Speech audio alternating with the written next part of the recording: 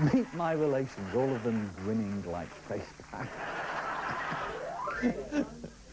But, as always, what have we got on tonight's show? Steve, who have we got tonight? Brian Eno, I believe. Who the heck is Brian Eno? You know Brian Eno? I think I know a tune by him. Oh, go on then, if you must. You might have heard of Brian Eno because he was in Roxy Music. Or because in the late 70s and early 80s he made 4 albums that contained some of the most beautiful melodies of the last 500 years. You might know him because he wrote the theme tune for the Arena television programme, or because he produced David Bowie, Talking Heads, U2. Then again, you may never have heard of Brian Eno, never even heard of U2, David Bowie, whatever. Whether you've heard of him or haven't, love him or hate him.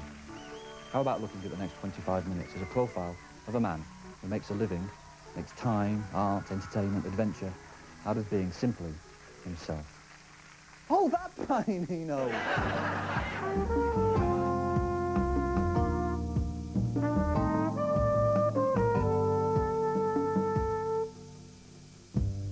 And then, of course, as often happens, I went out on the streets to think of something to say.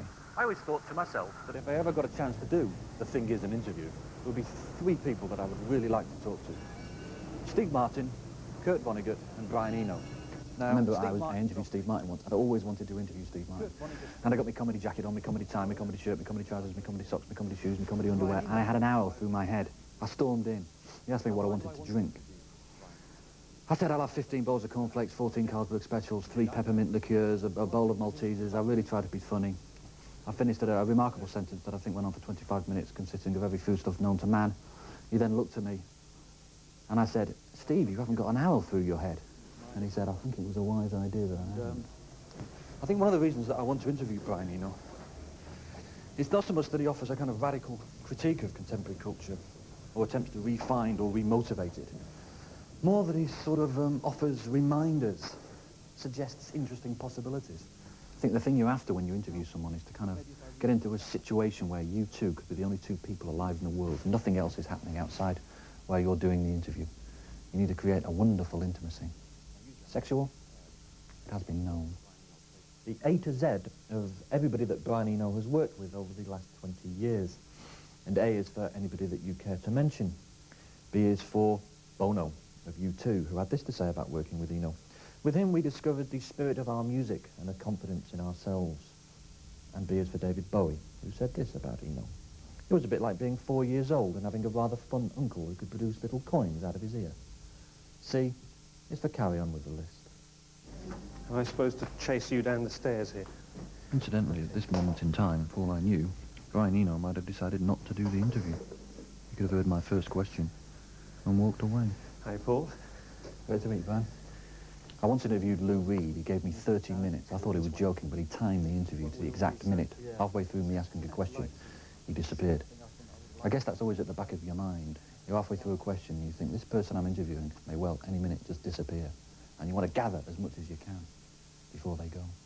You've never really done anything like this before? No. I mean, I've never seen an arena or an omnibus or a South Bank show, any of those classic, traditional... I have a sort of antipathy to television interviews in a certain way because they nearly always end up getting so edited. In show business, you're supposed to think that any publicity is good publicity, but actually I don't see any boundaries to what I do as... If you do something which comes out as a piece of cheap tartary, if I saw myself on the Terry Wogan show, I'd lose faith in all of a shortcut. Same old shit over.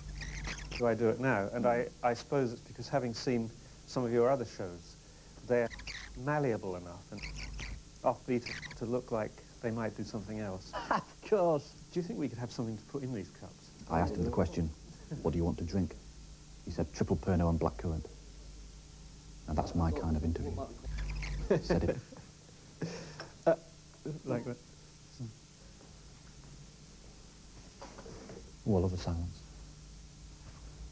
So what are we doing now then? What we're going to do is really try and find a way that we might work when we actually get down to talking about Eno. There are actually some quite good interview strategies. When I was in Japan, a guy said, here's a dictionary, just open it and stick your finger in and talk about whatever word you hit. So in other words, when we do the interview, we should find a technique. Do you fancy a technique? I wouldn't mind a strategy, yeah.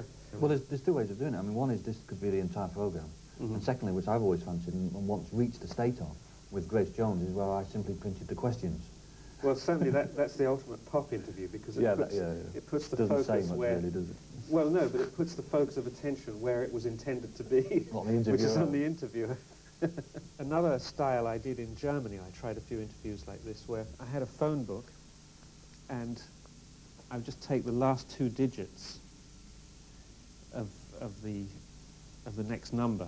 So a question would come up, and I'd look at the last 2 digits, and it was 21. So I'd answer it in 21 words. Brian Eno, you have 23 words to tell us, and in case we don't know, who you are. I call myself an artist, which means I work in several different media. I make videos, installations, soundtracks, records, and I'm also a record producer. Brian Eno, you have 12 words. You say, I am not pretentious. I don't know if I'm pretentious or not. I don't really care. You have 3 words to tell us what it was like to work with the singer Carmel. Confusing, but sharp. Brian Eno, you have 14 words to answer the question, perfume, why? Just in case we don't get a chance to mention it elsewhere, it's worth noting that Brian Eno is very interested in perfumes. In fact, he tries to develop original perfumes of his own. He said that perfumes are important, much more than people generally regard them. Chemical... No, I don't want to do this anymore. You got 3 left. I'm always sniffing. Brian Eno, you have 19 words to tell us something positive about what we know as New Age. New Age music proved that people can listen to quite boring material. Brian Eno, you have 12 words to tell us. Are you sometimes surprised by the things that pop out of your mouth?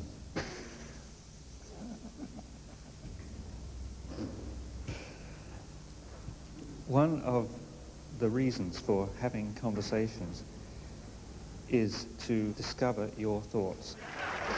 Brian Eno, you have 7 words to answer the question, what is a boring question? One to which you know the answer. Brian Eno, you have to have 8 words to answer the question, is this a boring question? There must be a good answer to this. If somebody had said, before we started, that there'd be moments when Eno was just literally crying with laughter, well, I would have cried with laughter myself. There's a great bit, which I don't believe we have, when Eno mentioned pissing in Duchamp's urinal, but knowing our luck, the camera wasn't on. I did a talk last year at the Museum of Modern Art in New York about high art, low art. That was the subject of the talk. In the afternoon, I sneaked into the museum and pissed in Duchamp's urinal. And it happened at a time in New York when this word decommodification was a very big buzzword. And I called what I did recommodification. But I thought it was a nice wrap-up of the history of art in this century. You know, Duchamp comes up with this piece of porcelain and it becomes a sacred, holy object. And then finally, at the end of the century, someone pisses into it again. Maybe he was taking the piss. It doesn't seem to be coming up. So let's go to Pat with the weather. On the way between locations, Eno was very bored. He started fiddling with the ashtray in a Jaguar, which opened and shut in a way that he found particularly satisfying. He asked the driver to stop the car when he got out and came back with a packet of fruit bonbons and a copy of the London Evening Standard. He asked the driver to turn up the music on Melody Radio. He said it made him feel good to sit in the back of the car hearing that kind of music. The driver turned around and said, "How old's Brian Ferry then?" I suppose that's the problem with being more of a theorist than a performer. "How old's Brian Ferry?" said Eno. "Well, he used to be the same age as me." Classic answer. A good strategy for doing the interview tomorrow might be, let's encompass everything, cover everything, define, describe, conclude everything in a 8-minute Dave Letterman type interview with Brian Eno. Christ.